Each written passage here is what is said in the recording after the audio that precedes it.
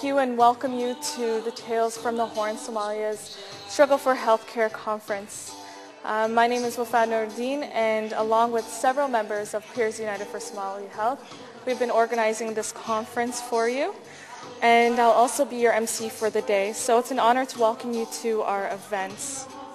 All right, Assalamu alaikum.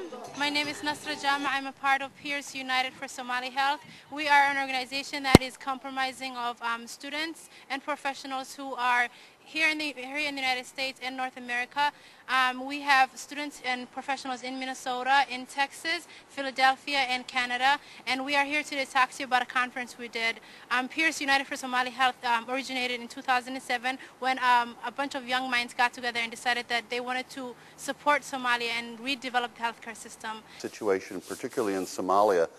And I guess to give you sort of a sense of where I'll be going with all of this, although on the one hand, like much of everything that we do with HIV, it's sort of, there's some good news and some concerning news. The good news is the rate of HIV in Somalia is very low, much lower than even some of your neighbors. The bad news is I think that there's some trends that are taking place in many countries, including in Somalia, that suggest that there's a lot of reasons to be concerned for the future. And so I'll sort of finish with that. Ururka Peers for Somali Health waxaa loo aasaasay ujeedadiisa koobaad ahayd inuu wax ka qabto dhibaatada caafimaad ku jirta Mareykanka, Soomaalida Mareykan joogta iyo qaasatan tan Soomaaliya. Waxaan ugu talagalnay in dadka Soomaaliyeed iyo aqoon-yahanada Soomaaliyeed iyo dhalinyarada Soomaaliyeed oo u noqdo ururkan meel ay isugu yimaadaan dhaqaale ugu aruuriyaan caafimaadka Soomaaliya, fikradaha isku dhaafsadaan, cilmi baaritaanka ay ka sameeyaan Soomaaliya ku soo bandhigaan. Marka ujeedada koobaad oo u asaasna ururka taas ay ahayd haddana maanta shirkan aan qabano taabo qayb ka yahay.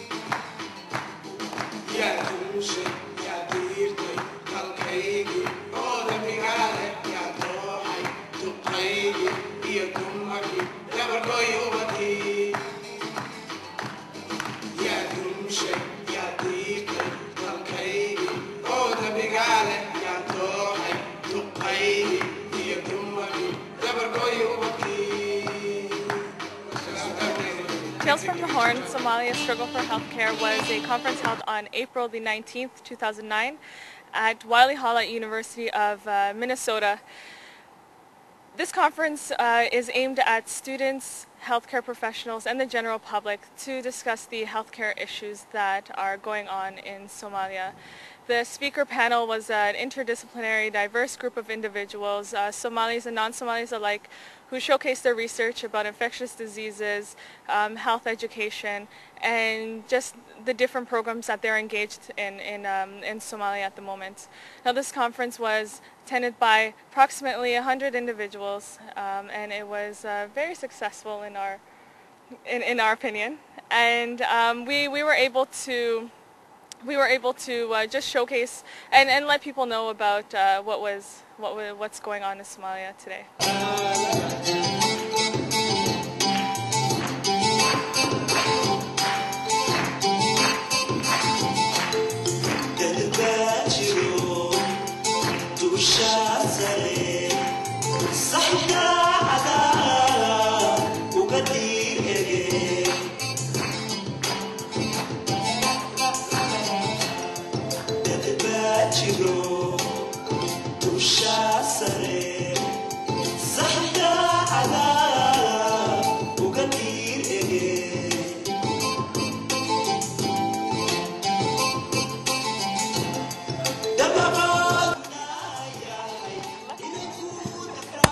Peers United for Somali Health waxaan bilawnay sanadkii 2007 2006 garaaleho aan bilawnay haddartan 2009 marayna insha Allah waan rajaynaynaa inaan wadno programkan. UNDP has a Somali country team, and you can learn more about it at www.so.undp.org. The Somali country team is based out of Nairobi, but there are offices in Somaliland, in Puntland, and in Mogadishu, and I believe they have gone back into Baidoa. They left Baidoa temporarily when the Ethiopian troops pulled out because they had been working very closely with the transitional government, and were informed that they were targets of attack. So they had pulled out of Baidoa. I think that they may have gone back in, but I'm not sure of that.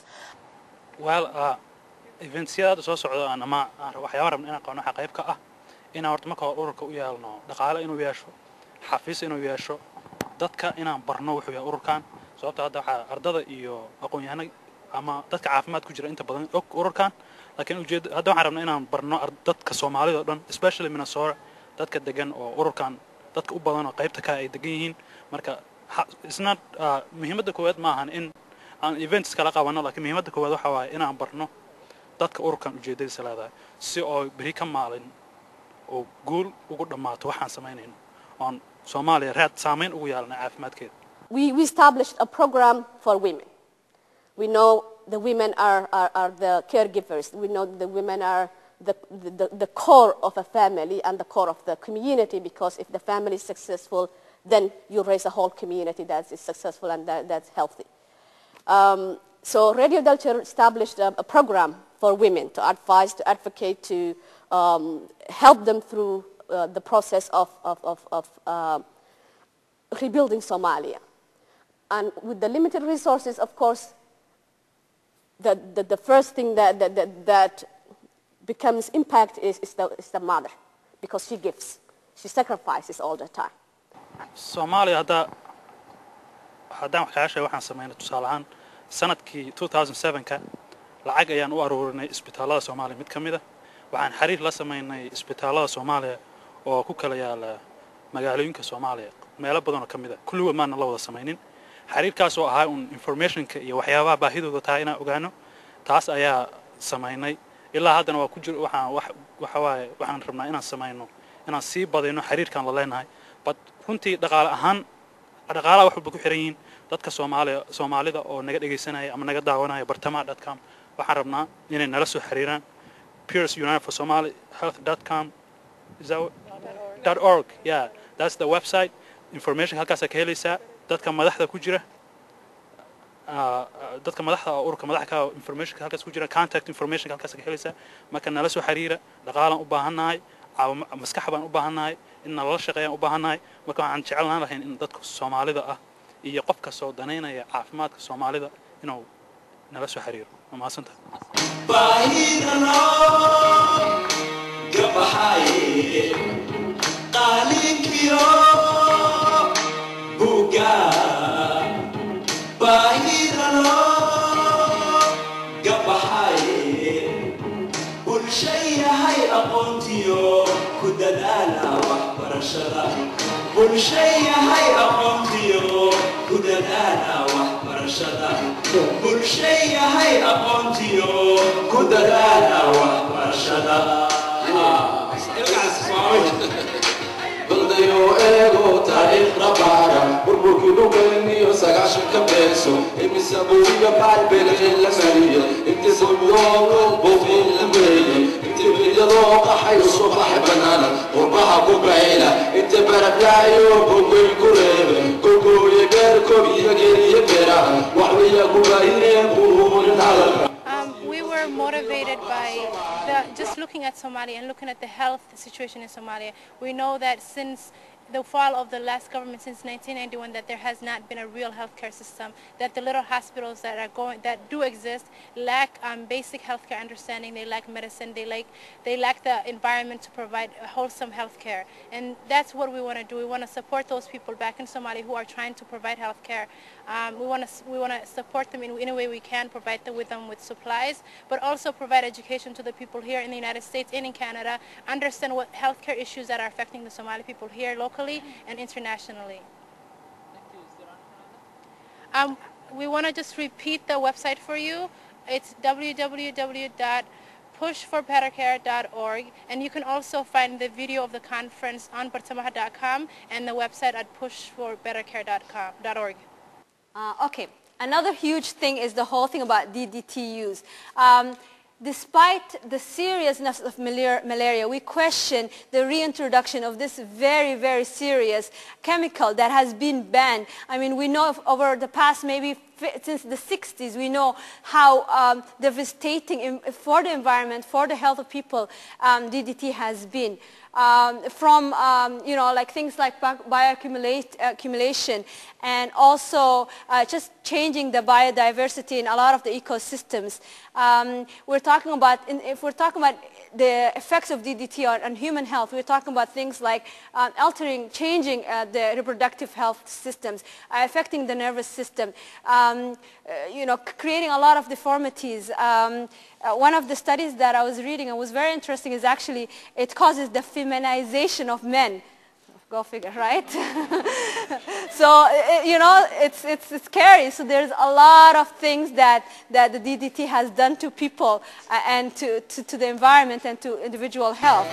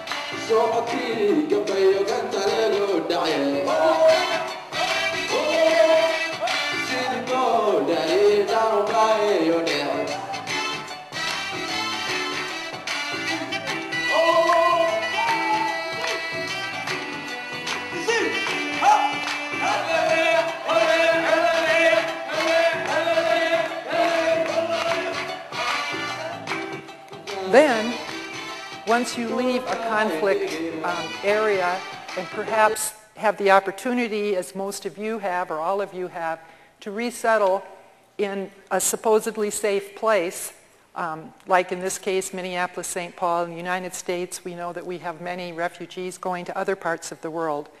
There's a whole set of different kinds of sources of stress associated with this resettlement, such as housing problems, financial problems, finding jobs, learning the language, getting used to the culture if one even wants to get used to the culture, conflict between different generations, oftentimes between parents and their dependent children, the perception of discrimination. Often it's not just a perception, it's very real. waxaan rabaa inaan invitation u fidiyo Soomaalida wax baratay, especially those in the medical profession. La sheegay maxaa la dhahaa, I think waa la sheegaa umaleyna website-kan ee nala soo xiriiraan annagoo arday haddaan isku dayna inaan u istaagno in aan Soomaaliya wax u qabanno oo aan ka bedello sida ay hadda ku jirto, especially marka dhanka caafimaadka. Idinka waxaan idinka filaynaa inaad na caawisaan in any way you can, morally, financially, nala soo xiriira meel walba aad ka dhegaystaan around the world.